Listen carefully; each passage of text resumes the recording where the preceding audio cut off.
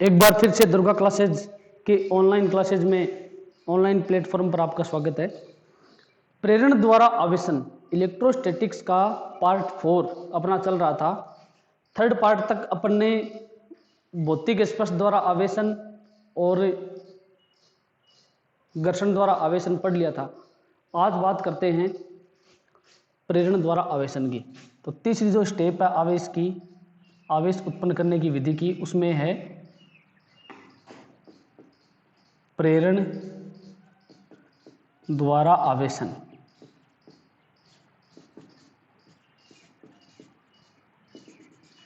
प्रेरण द्वारा आवेशन। अब प्रेरण द्वारा आवेशन जो विधि है, इसके अंदर एक चीज ध्यान रखना, प्रेरण द्वारा आवेशन विधि जो है, इसके अंदर आपको बिना स्पर्श कराए किसी वस्तु को आवेशित करना है। बिना स्पर्श कराए आवेशित करना। बिना स्पर्श कराए आवेशित करने का मतलब है उसको टच किए बिना उसके पास ले जाके आवेशित कर देना, वो होता है प्रेरण द्वारा आवेशन। ठीक है ना। तो इसमें पहले थ्योरी लिख लो इसकी कि प्रेरण द्वारा आवेशन क्या होता है। लिखो, जब किसी निरावेशित या अनावेशित वस्तु को, जब किसी निरावेशित या अनावेशित वस्तु को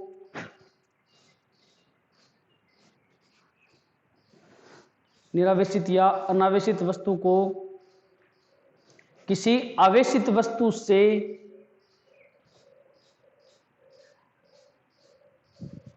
निरावेशित या अनावेशित वस्तु को किसी आवेशित वस्तु से बिना स्पर्श कराए आवेश दिया जाए,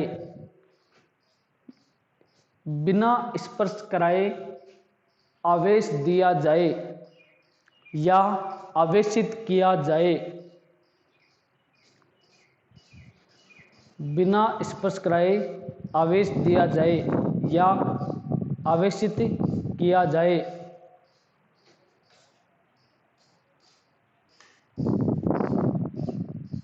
आवेशित किया जाए, तो यह विधि, तो यह प्रक्रिया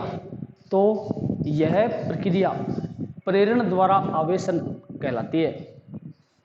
यह प्रक्रिया प्रेरण द्वारा आवेशन कहलाती है।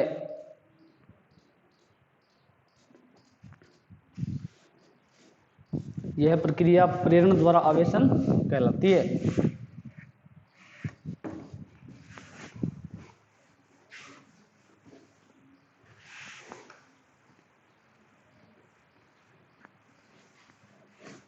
ठीक है। अब देखो, प्रेरण द्वारा आवेशन कहलाती है। चलो अभी इसको समझते हैं कि प्रेरण द्वारा आवेशन क्या होती है। ठीक है। तो इसके नीचे एरो का सिंबल लगा के लिखो, एक लाइन छोड़ के एरो का सिंबल लगा के लिखो, प्रेरण द्वारा आवेशन को निम्न पदों में समझा जा सकता है। प्रेरण द्वारा आवेशन को निम्न पदों में समझा जा सकता है। प्रेरण द्वारा आवेशन को निम्न पदों में समझा जा सकता है। ठीक है। तो इसके डायग्राम बनाएंगे भी, 5 स्टेप आएगी, 500 स्टेप के डायग्राम बना रहा हूं मैं यहाँ पे। तो सभी बच्चे वीडियो को देख देख के डायग्राम बनाएं।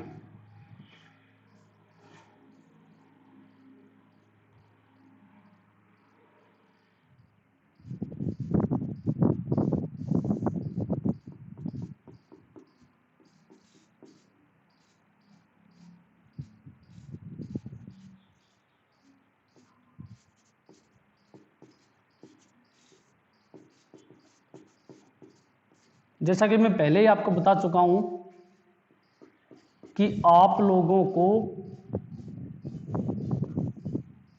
ऑफलाइन क्लासेज की तरह नोट्स लिखवाए जाएंगे। ऐसा नहीं है कि कई बार क्या होता है कि सिलेबस कंप्लीट नहीं होता, उस सिचुएशन में ऑनलाइन क्लास में समझा के आपको और पीडीएफ अपलोड कर दिया जाता है ताकि जल्दी से जल्दी थोड़ा सा सिलेबस अपना कंप्लीट हो जाए। वो इमरजेंसी प्रक्रिया है। ठीक है ना, इमरजेंसी का साधन है वो। अभी अपने पास कोई इमरजेंसी नहीं है।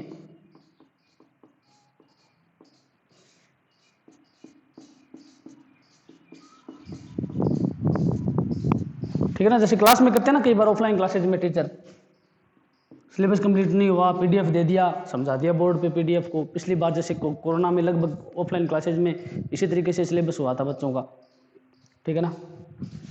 तो ये बातें हैं।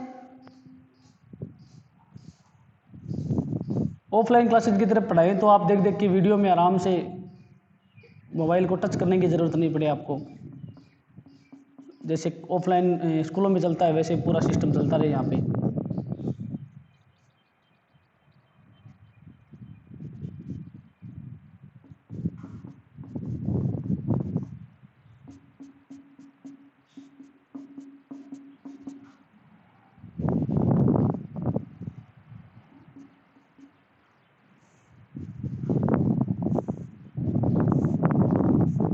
ठीक है, फटाफट डायग्राम बनाओ इसका।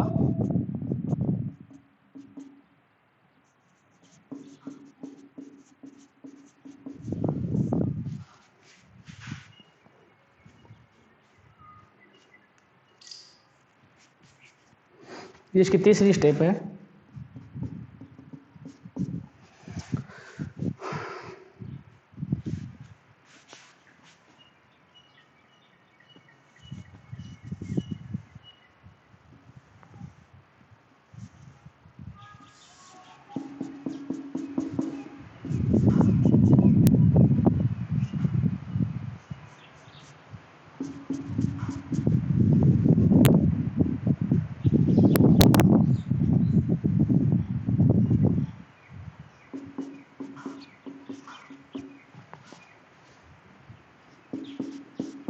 ये होगी चौथी स्टेप।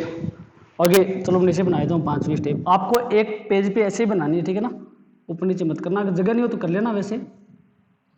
और जो गोले बना रहे हो ये इतने बड़े मत बनाना, छोटे छोटे बना लेना, ताकि डायग्राम जो है वो पूरा दिखाई दे जाए। अच्छा सुंदर डायग्राम दिखाई दे।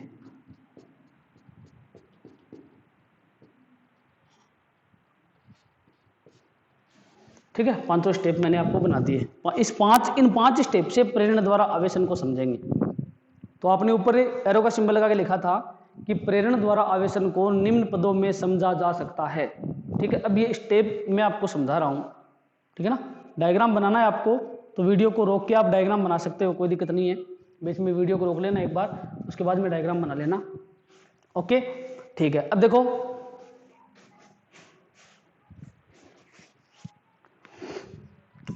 एक ये अपने पास कोई निरावेशित चालक गोला है।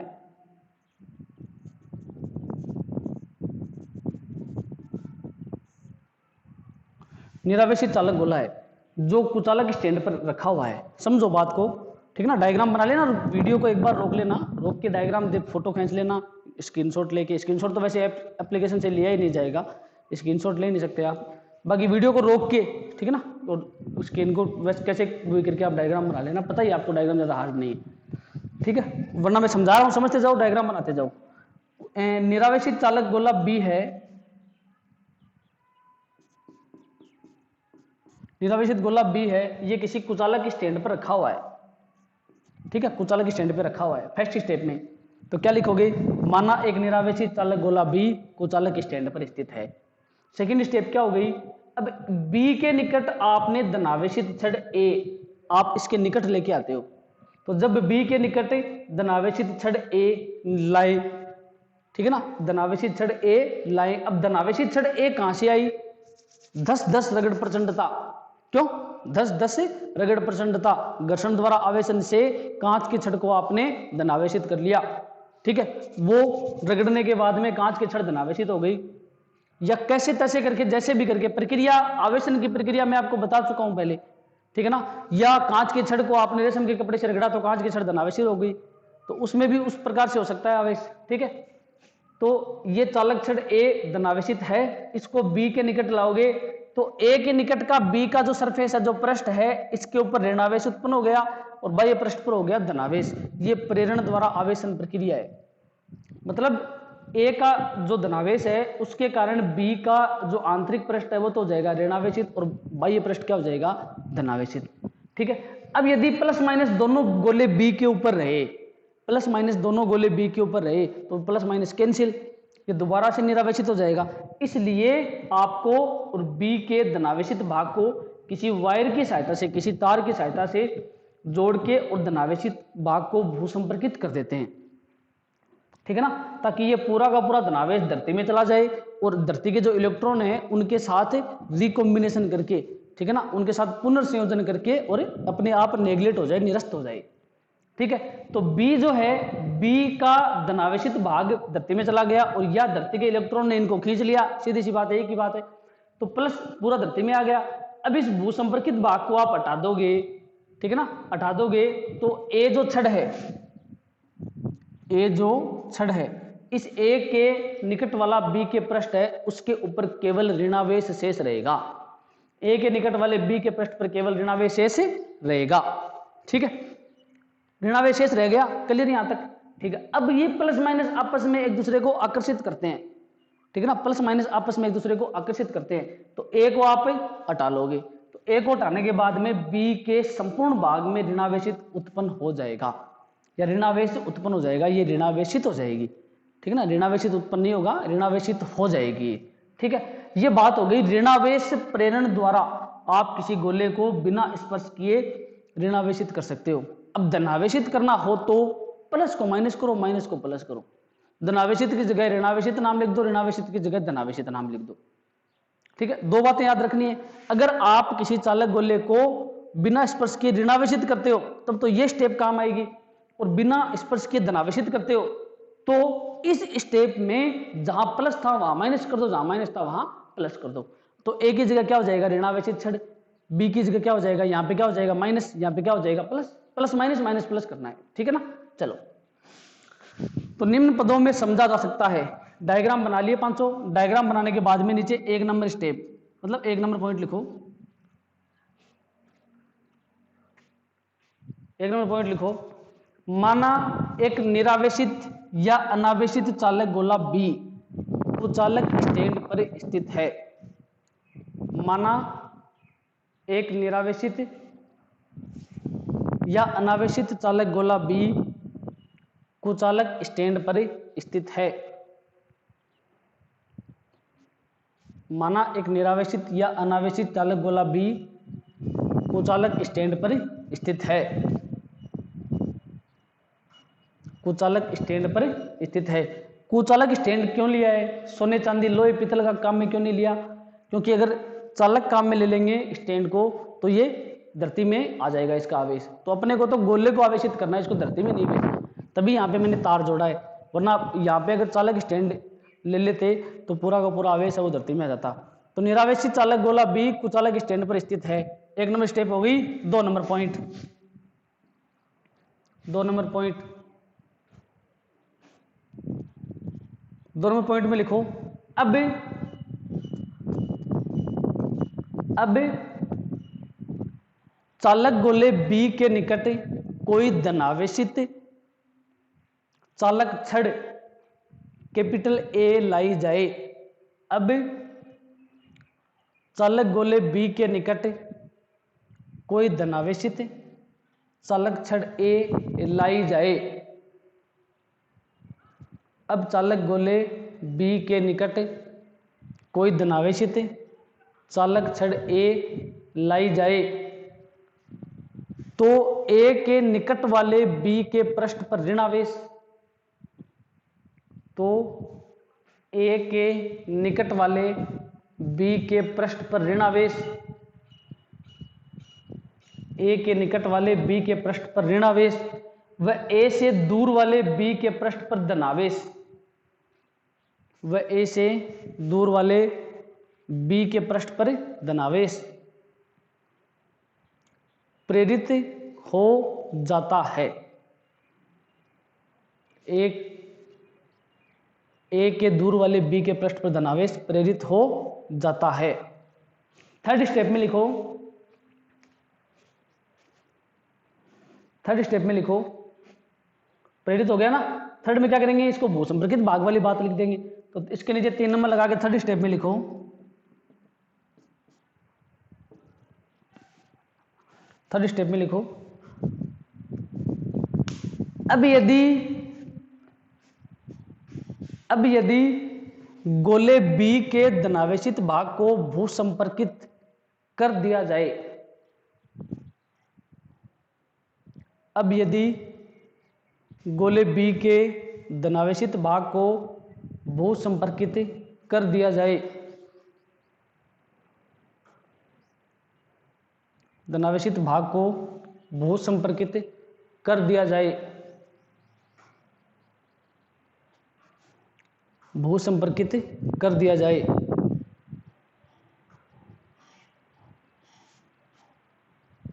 भूसंपर्कित कर दिया जाए, तो B का संपूर्ण धनावेश पृथ्वी में समा जाता है। तो B का संपूर्ण धनावेश पृथ्वी में समा जाता है। तो B का संपूर्ण धनावेश पृथ्वी में समा जाता है। फोर्थ पॉइंट लिखो, फोर्थ पॉइंट लिखो,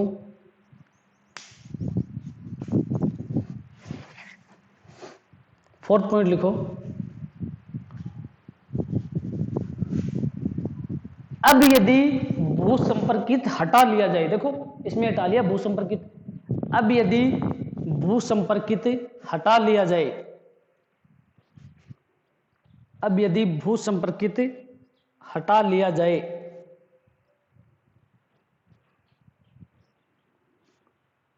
भूसंपर्कित हटा लिया जाए, तो A के निकट वाले B के पृष्ठ पर केवल ऋणावेश शेष रहता है। हटा लिया जाए तो A के निकट वाले B के पृष्ठ पर केवल ऋणावेश शेष रहता है। A के निकट वाले B के पृष्ठ पर केवल ऋणावेश शेष रहता है।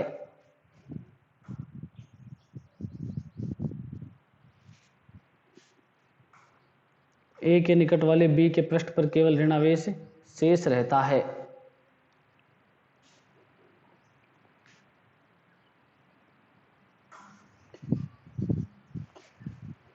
ठीक है, शेष रहता है। 5 number step, last 5 number step लिखो। अब यदि चालक छड़ A को हटा लिया जाए, अब यदि चालक छड़ A को हटा लिया जाए, चालक छड़ A को हटा लिया जाए,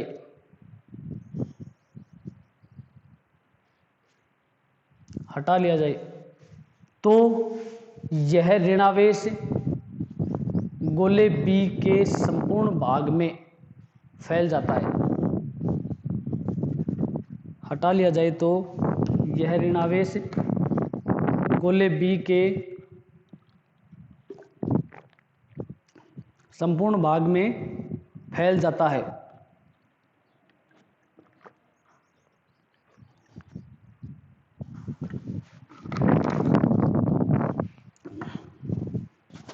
संपूर्ण भाग में फैल जाता है।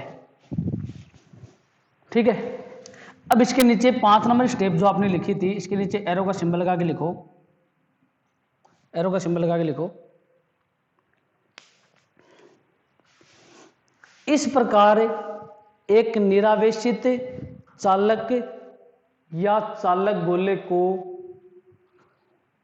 इस प्रकार एक निरावेशित चालक या चालक गोले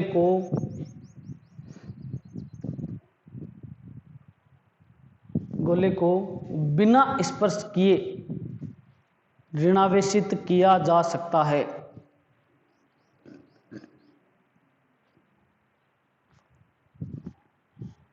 बिना स्पर्श किए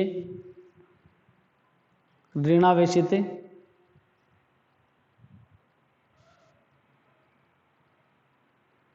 किया जा सकता है।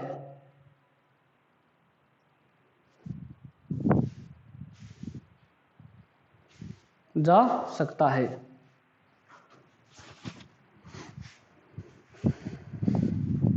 ठीक है। अब इसके नीचे एरो का सिंबल लगा के ब्लैक पेन से लिखो,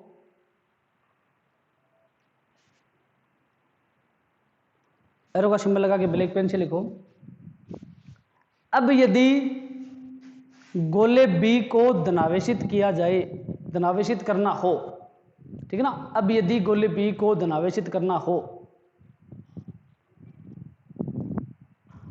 धनावेशित करना हो तो उपरोक्त प्रक्रिया में धनावेश की जगह ऋणावेश व ऋणावेश की जगह धनावेश कर सकते हैं। धनावेशित करना हो तो उपरोक्त प्रक्रिया में धनावेश की जगह ऋणावेश व ऋणावेश की जगह धनावेश कर सकते हैं। मतलब प्लस की जगह माइनस कर देंगे और माइनस की जगह प्लस कर देंगे, ठीक है ना। तो इस प्रक्रिया से ये मतलब क्या हो जाएगा,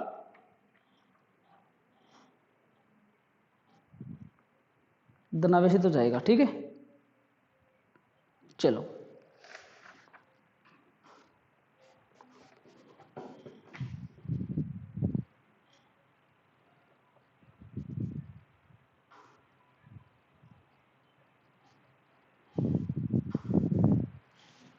अब लगाओ हेडिंग नेक्स्ट टॉपिक नोट। इसमें एमटीआर लिखो, एमटीआर पॉइंट लिखो फटाफट, बाकी काम बाद में करेंगे। इसमें एमटीआर पॉइंट जो है वो लिख लो एक बार कि कौन कौन से इसमें पॉइंट जो हैं इंपॉर्टेंट हैं, ठीक है ना। एमटीआर पॉइंट लिखेंगे इसमें,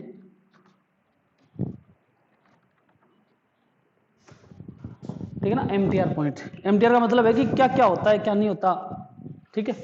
आपने जो आवेशन की प्रक्रिया की है, इस आवेशन की प्रक्रिया में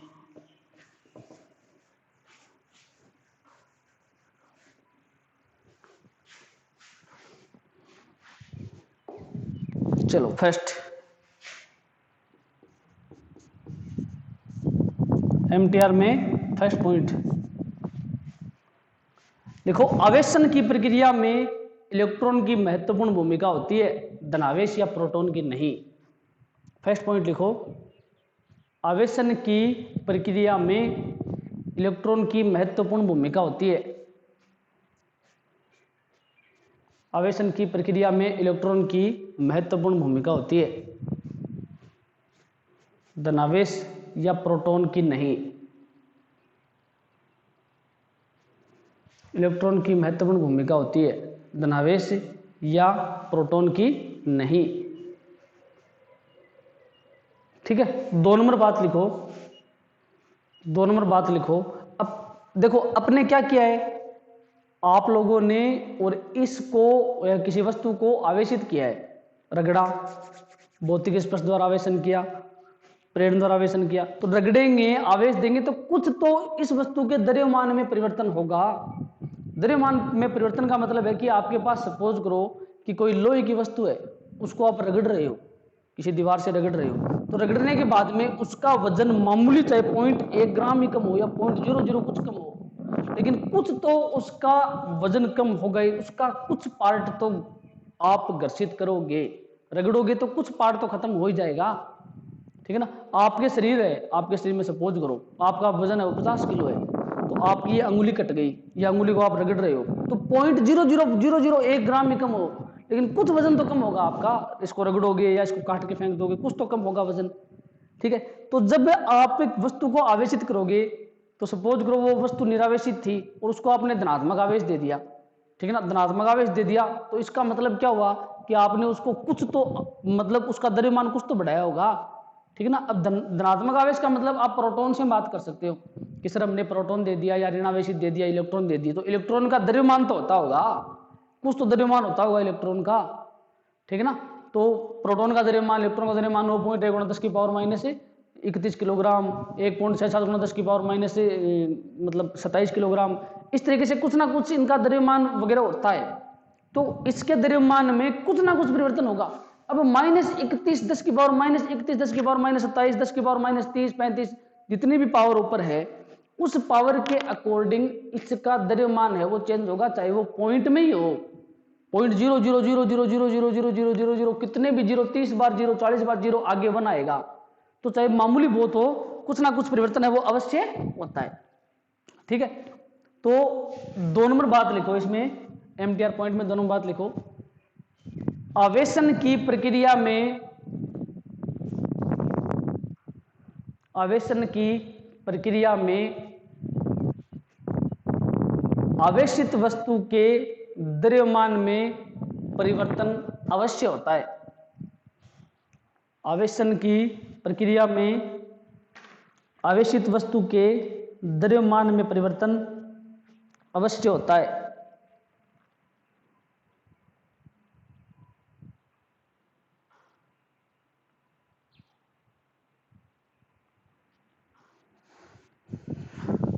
परिवर्तन अवश्य होता है, परंतु यह परिवर्तन अत्यल्प होता है। अत्यल्प का मतलब है नगण्य के बराबर, न के बराबर। परंतु यह परिवर्तन अत्यल्प होता है, अति अल्प, परंतु यह परिवर्तन अत्यल्प होता है, अत्यल्प होता है। 3 नंबर पॉइंट लिखो।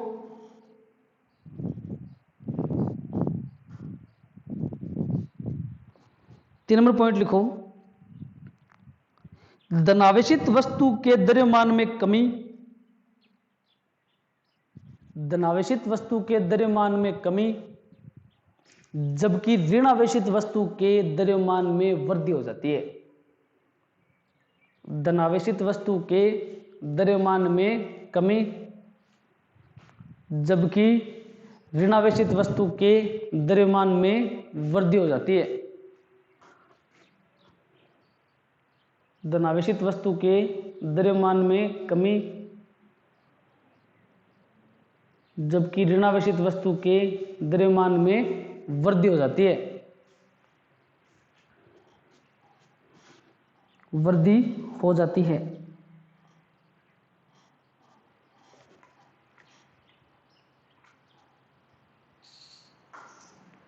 नेक्स्ट पॉइंट लिखो, आवेश की उपस्थिति का संसूचन व मान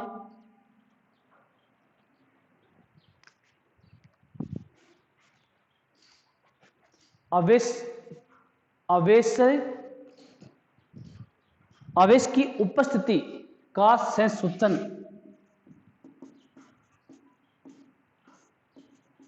व मान। संसूचन का मतलब होता है कि उस पर आवेश उपस्थित है या नहीं। उपस्थिति का संसूचन मतलब आवेश उपस्थित है या नहीं, प्लस है या माइनस है, कितना है, वो होता है संसूचन। ठीक है ना। और मान पता है ये वैल्यू, हाँ ठीक है। तो आवेश की उपस्थिति का संसूचन व मान, संसूचन व मान इसके आगे लिखेंगे, संसूचन व मान श्रवण पत्र विद्युतदर्शी, श्रवण पत्र विद्युतदर्शी, कोमा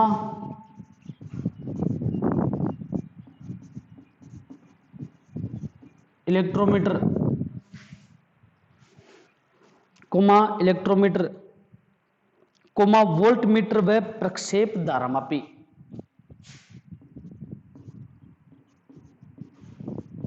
वोल्ट मीटर व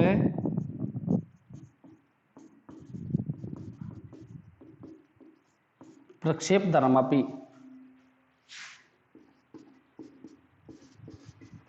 से किया जा सकता है। वोल्ट मीटर व प्रक्षेप धारामापी से किया जा सकता है।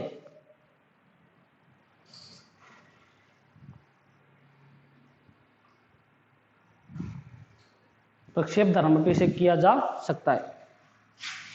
ठीक है। ये उपकरण होते हैं, अभी ये आपके सिलेबस में है, इलेक्ट्रोस्कोप बोलते हैं इसको।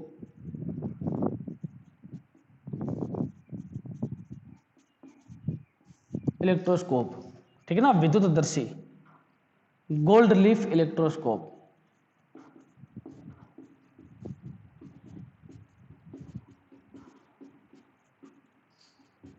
लीफ का मतलब होता है पत्तियां, पत्तियों को हिंदी में पत्र बोलते हैं। ठीक है ना, पत्तियां, ब्लेड नहीं होती क्या, ब्लेड।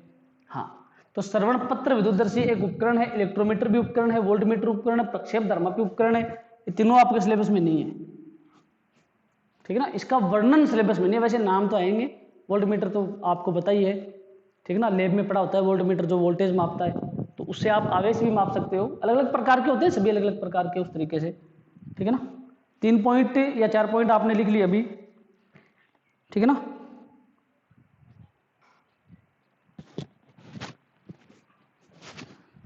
नेक्स्ट पॉइंट लिखो 4 नंबर, स्टार लगा लिखना इसको, स्टार लगा के। आवेशन का सही परीक्षण प्रतिकर्षण है, न कि आकर्षण। आवेशन का सही परीक्षण प्रतिकर्षण है, सही परीक्षण प्रतिकर्षण है, न कि आकर्षण।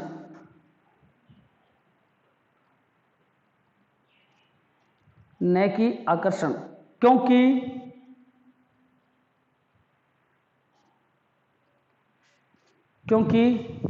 प्रतिकर्षण केवल आवेशित वस्तुओं के मध्य होता है, क्योंकि प्रतिकर्षण केवल आवेशित वस्तुओं के मध्य होता है, क्योंकि प्रतिकर्षण केवल आवेशित वस्तुओं के मध्य होता है,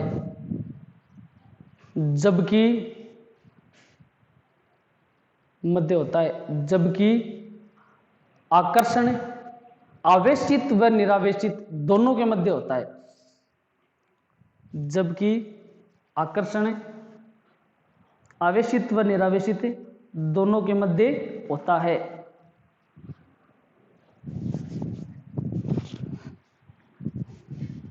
जबकि आकर्षण आवेशित व निरावेशित दोनों के मध्य होता है। प्रतिकर्षण का मतलब है जैसे दो वस्तुओं के बीच में प्रतिकर्षण हो गया, तो ये विद्युतीकरण या आवेशन का सही परीक्षण है। और आकर्षण तो मतलब एक निरावेशित है एक आवेशित है, दोनों के बीच में आकर्षण हो गया, तो पता क्या चलेगा किस पे क्या है, किस पे कौन सा आवेश है, कौन किसको आकर्षित कर रहा है। फिर आप बोलोगे मेरे पास ये आकर्षित कर रहा है, जरूरी है कि ये आकर्षित कर रहा है, इस पे आवेश ज्यादा है तो वो हल्की वस्तु का मतलब आकर्षित कर रहा है। जैसे सपोज करो कि मेरे पास एक धनावेशित वस्तु है एक ऋणावेशित वस्तु है, आवेशित तो वो है ही दोनों, अपने को क्या पता कि वो निरावेशित मतलब उसके ऊपर आवेश है, क्या पता वो मतलब निरावेशित हो, निरावेशित भी आवेशित वस्तु के निकट आ सकती है। अपने मतलब पीछे ये स्टेप्स की थी सारी, ठीक है ना, तो ये ध्यान रखना। अच्छा, जो भौतिक स्पर्श द्वारा आवेशन था, नाम मैंने लिखाया था आपको पीछे स्टेप में, ठीक है ना, भौतिक स्पर्श द्वारा आवेशन, भौतिक स्पर्श द्वारा आवेशन, ठीक है। इसका दूसरा नाम होता है चालकीय विद्युतीकरण, ये भी याद रखना आप।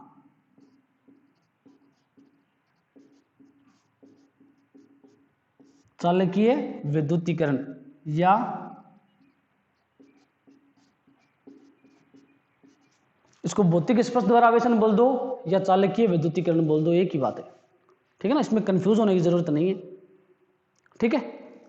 हाँ, तो नेक्स्ट जो क्लास अपनी आएगी उसके अंदर पढ़ेंगे एक तो आवेश के प्रकार, सॉरी आवेश के मात्रक, प्रकार तो पढ़ लिए थे, आवेश के मात्रक। सेकंड जो टॉपिक अपना है, ठीक है ना, वो करेंगे श्रवण पत्र विद्युतदर्शी, ये इंपॉर्टेंट है भाई, श्रवण पत्र विद्युतदर्शी, ठीक है ना, श्रवण पत्र विद्युतदर्शी इंपॉर्टेंट है, ये टॉपिक ध्यान रखना सभी, इस टॉपिक को करेंगे, ठीक है। चलो, श्रवण पत्र विद्युतदर्शी उपकरण है, इसकी बनावटकारी विधि क्या काम आता है, इंपॉर्टेंट टॉपिक है, एग्जाम में आ सकता है। अच्छा, दूसरी चीज कि अभी जैसे पिछले साल 2018 तक का जो सिलेबस था, मतलब 2018, 19 और 20 3 साल हो गए ना, अब की बात 21 है, तो 18, 19, 20 ध्यान से सुनो इसको। इसमें जो सिलेबस था फिजिक्स का, उसमें फिजिक्स फर्स्ट के अंदर फर्स्ट और सेकंड दो चैप्टर अलग अलग थे। फर्स्ट था विद्युत क्षेत्र, दूसरा था गाउस का नियम। अभी ये चैप्टर जो चल रहा है ये स्थिर विद्युतिकी है, इसमें फर्स्ट और सेकंड मिक्स कर दिया है, ध्यान रखना, फर्स्ट और सेकंड मिक्स कर दिया इसमें, मतलब गाउस का नियम और विद्युत क्षेत्र दो अलग अलग चैप्टर थे, उनको मिक्स कर दिया। पहले ये एक जगह ही थे। एनसीईआरटी का जो सिलेबस था 2013 से लेके 17 के बीच में जब सिलेबस आया था एनसीईआरटी का नया, उस टाइम ये दोनों चैप्टर एक ही थे, स्थिर विद्युतिकी, इलेक्ट्रोस्टैटिक्स के नाम से, ठीक है। लेकिन अब राजस्थान बोर्ड जब आया तो इन्होंने इन दोनों को चैप्टरों को अलग अलग कर दिया, ठीक है। एक को कर दिया मतलब विद्युत क्षेत्र, दूसरे चैप्टर को कर दिया गाउस के नियम व इसके अनुप्रयोग। अब इनको मिक्स कर दिया दोबारा, एनसीईआरटी आ गई, पीछे वाला सिलेबस है वो दोबारा आ गया, सीधी सी बात है। तो दोनों चैप्टर मिक्स हो गए। 3 और 4 का चैप्टर जो राजस्थान बोर्ड में था उसको एनसीईआरटी में मिक्स कर दिया, वो चैप्टर नंबर 2 बन गया, ये चैप्टर नंबर 1 बन गया, ठीक है। तो ध्यान रखें सभी छोटी छोटी बातों का, ठीक है ना। और कोई प्रॉब्लम हो तो व्हाट्सएप कर सकते हैं और इंक्वायरी में जाके, ठीक है ना, ऐप के ऊपर इंक्वायरी ऑप्शन है, इंक्वायरी में जाके कर सकते हैं। ध्यान रखना मतलब टॉपिक के आप सर्च करते हो ऐप के ऊपर तो आपको पूरे वीडियो मिल रहे हैं, तो जो टॉपिक जैसे सपोज करो इलेक्ट्रोस्टेट की वीडियो देख रहे हो आप, ठीक है ना, तो इलेक्ट्रोस्टेट की वीडियो आप उसके ऊपर क्लिक करोगे, भाई सीधी सी बात है, उसके इसके ऊपर क्लिक करोगे, क्लिक करने के बाद में ऊपरी साइड में 4 डॉट दिखाई देते हैं आपको इस तरीके से, जैसे मोबाइल फोन होता है ना, मोबाइल फोन के ऊपर यहाँ पे जैसे इलेक्ट्रोस्टेट नाम आ गया, फिर ऊपर यहाँ पे कॉर्नर पे 4 डॉट दिखाई देंगे। इन 4 डॉट पे जब आप क्लिक करोगे यहाँ पे मिलेगा आपको सारा मैटर, यहाँ पे सारा मैटर मिलेगा, मतलब यहाँ पे सारे वीडियो मिलेंगे, नोट्स मिलेंगे, पेपर जो अपलोड किए वो मिलेंगे, ई बुक्स, ठीक है ना, टेस्ट सीरीज जो भी है वो इस पे मिलेगी। जो चीजें अपलोड है वो तो अपलोड है, और जो अपलोडेड नहीं है वो धीरे धीरे अपलोड हो जाएंगे, ठीक है। दूसरी चीज की अपने को 2 चीजें मेन चाहिए, एक तो चाहिए वीडियो लेक्चर, क्लास में रिकॉर्ड किया हुआ वीडियो लेक्चर। ऑनलाइन क्लास में नेटवर्क की प्रॉब्लम 100% रहती है कोरोना में, सुबह सुबह नेटवर्क प्रॉब्लम नहीं रहती, बाकी ऑनलाइन क्लास में नेटवर्क प्रॉब्लम रहती है, इसलिए ऑनलाइन क्लासेज कम से कम लेने का प्रयास करेंगे, लेंगे ऑनलाइन क्लासेज। डाउट क्लास जो होगी वो ऑनलाइन क्लास ही लेंगे, डाउट में तो सीधी सी बात है, ठीक है ना। लाइव जो आप आपस में क्वेश्चन भी क्रिएट कर सकते हो, आपका कैमरा ऑन रहेगा, मेरा कैमरा भी ऑन रहेगा, ठीक है, वो बात की बात है। लेकिन जो वीडियो लेक्चर हैं वो आपको सीधे प्रोवाइड करवाए जाएंगे, इसमें कोई वो दिक्कत नहीं है। प्रॉब्लम है तो आप पूछ सकते हो इंक्वायरी में जाके, या डाउट क्लास है उसमें जाके, कोई दिक्कत नहीं है उसमें। प्लस दूसरी चीज अपने को चाहिए टेस्ट, बस। नोट्स आपको बोल बोल के लिखवा ही रहे हैं, कोई दिक्कत नहीं है, नोट्स का पीडीएफ भी अपलोड कर देंगे, कोई दिक्कत नहीं है। कोई टॉपिक छूट जाए आपका, कोई नाम आपको समझ में नहीं आया बोला हुआ, ठीक है ना, या कोई स्टेप आपकी आगे पीछे हो जाए, वीडियो में प्रॉब्लम हो गई, नहीं चल रहा नेट, तो उससे आप देख के थोड़ा बहुत आपका जो करेक्शन है वो आप सही कर सकते हो। बाकी नोट्स आपको वीडियो से देख के लिखने पड़ेंगे, ये बेस्ट से बेस्ट ऑप्शन है। बाकी आपकी खुद की मर्जी, आप कैसा पढ़ना चाहो, क्योंकि हम आपको देखने तो आ नहीं रहे हैं घर घर कि क्या कर रहे हो क्या नहीं कर रहे, सीधी सी बात है। स्कूल नहीं खुलेंगी ये मैं पहले बता चुका हूँ। अब की बात अगले साल एग्जाम लगे या नहीं लगे ये डिपेंड करता है कोरोना की तीसरी लहर पे। बच्चों की वैक्सीन बन रही है, अगर वैक्सीन आ गई तो एग्जाम लगेगी, नहीं बाद में रोते फिरोगे कि हमने सिलेबस नहीं किया, ठीक है। बाकी आप खुद समझदार हो, आपकी खुद की मर्जी है, ठीक है। चलो तो सभी ध्यान रखें, वीडियो देखते रहें।